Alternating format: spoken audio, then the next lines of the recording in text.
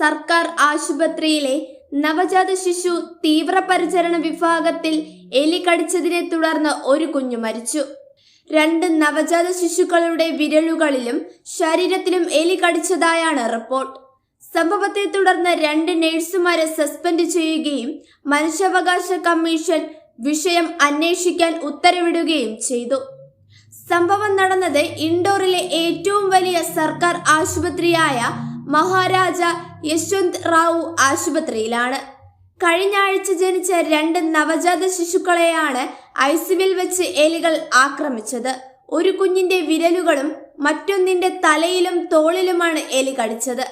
സംഭവം അറിഞ്ഞ നഴ്സുമാർ അധികൃതരെ വിവരമറിയിക്കുകയും തുടർന്ന് നടത്തിയ പരിശോധനയിൽ ഐസിയുവിൽ എലികൾ പ്രത്യക്ഷപ്പെട്ടതായി കണ്ടെത്തുകയായിരുന്നു. സംഭവത്തെക്കുറിച്ച് മനുഷ്യാവകാശ കമ്മീഷൻ അന്വേഷണം പ്രഖ്യാപിച്ചിട്ടുണ്ട്. ആശുപത്രിയിലെ ശുചിത്വ വീഴ്ചകളും ജീവനക്കാരുടെ അനാസ്ഥയും വിഷയത്തിൽ വിശദമായ അന്വേഷണത്തിന് വഴിവെച്ചിരിക്കുകയാണ്.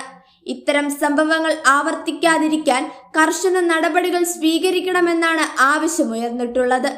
ഈ സംഭവം ആരോഗ്യ സംവിധാനങ്ങളിലെ സുരക്ഷാ മാനദണ്ഡങ്ങളെയും കുറിച്ച് അവയുടെ നടത്തിപ്പിനെയും കുറിച്ചുമുള്ള ആശങ്കകൾ വർദ്ധിപ്പിച്ചു വരികയാണ്.